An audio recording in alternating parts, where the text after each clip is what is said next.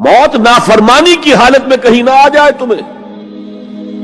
وہ کوئی ضمانت تمہارے پاس نہیں ہے کہ تم کسی گناہ کا ارتکاب کر بھی چکو گے, پھر تمہیں توبہ کا وقت بھی مل جائے گا, پھر موت آئے گی, اس سے پہلے موت نہیں آ سکتی. کیا معلوم عین اس گناہ کے ارتکاب کے دوران موت آ جائے. وہ موت کیسی ہوگی؟ شاید آپ کے علم میں ہو, لکھنؤ کے ایک بہت بڑے شاعر تھے اور ان کی موت بہت ہی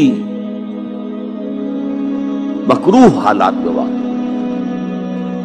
رات کو 2-3 بجے, جس کو آپ انگریزی میں کہتے ہیں in the small hours of the morning,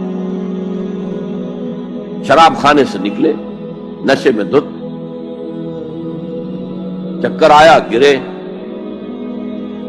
اور ساتھ ہی بدرو جا رہی تھی گندی نالی, اس میں گر گئے, وہاں سے لاش برآمد. کیسی موت ہے یہ؟ نافرمانی کی حالت میں موت آئی ہے, شراب کے نشے کی حالت میں موت آئی ہے. اور کیا یہ ممکن نہیں ہے کہ کوئی شخص بدکاری کا ارتکاب کر رہا اور عین اسی فعل کے دوران موت آ جائے؟ اچھا, اب اگر آپ نے طے کر دیا نہیں مروں گا مگر حالت فرما برداری میں, اس کی ایک ہی شکل ہے, کوئی لمحہ بھی نافرمانی میں بسر نہ ہو, مبادا اسی لمحے موت آ جائے. ہر لمحے کا پہرا دیجئے, ہر ساعت کی پوری حفاظت کیجئے,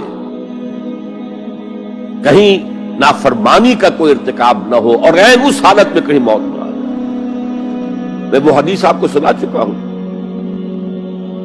لا یزنی الزانی حین یزنی وہو مومن. کوئی زانی حالت ایمان میں زنا نہیں کرتا, جب وہ زنا کر رہا ہوتا ایمان اس کے دل سے نکل کر اوپر سر پر منڈلاتا رہتا. کوئی چور حالت ایمان میں چوری نہیں کرتا, ولا یسرق السارق حین یسرق وہو مومن.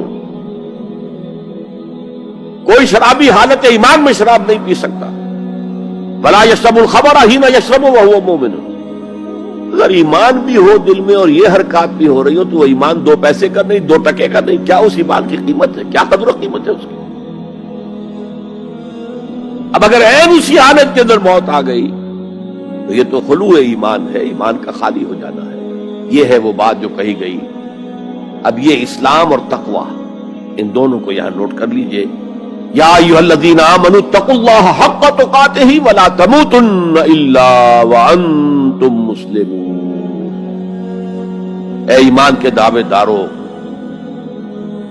اللہ کا تقوی اختیار کرو جتنا کہ اس کے تقوی کا حق ہے, اور دیکھنا موت نہ آنے پائے مگر فرما برداری کی حالت.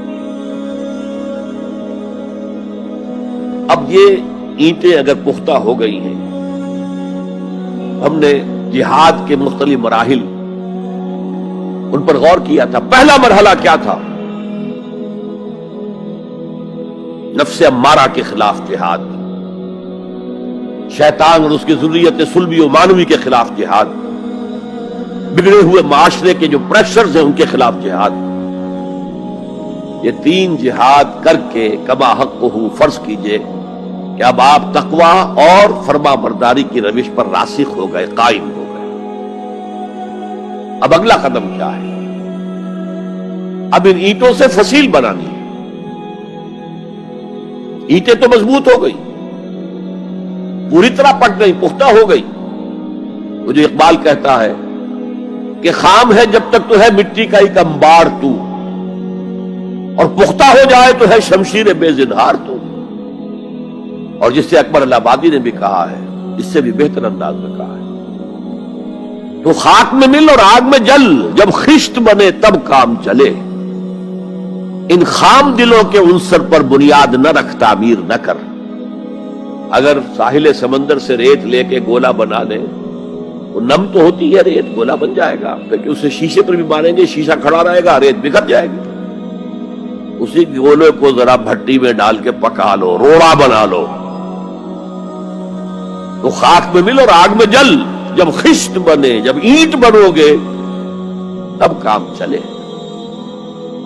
اب اگر اسے مارو گے تو کوئی نتیجہ تو برآمد ہوگا کہ نہیں. تو یہ پختہ افراد کی شخصیت کو پختہ کرنا. جو ہے کہ اجتماعی اس کو نظر انداز کرتی ہے، جیسا کہ میں نے عرض کیا تھا، پہلی منزل تعمیر نہیں کی، دوسری کے اوپر سوار ہو گئے، دوسری ہے نہیں، تیسری جو ہے وہ ہوا کے اندر اس کی تعمیر ہو رہی ہے۔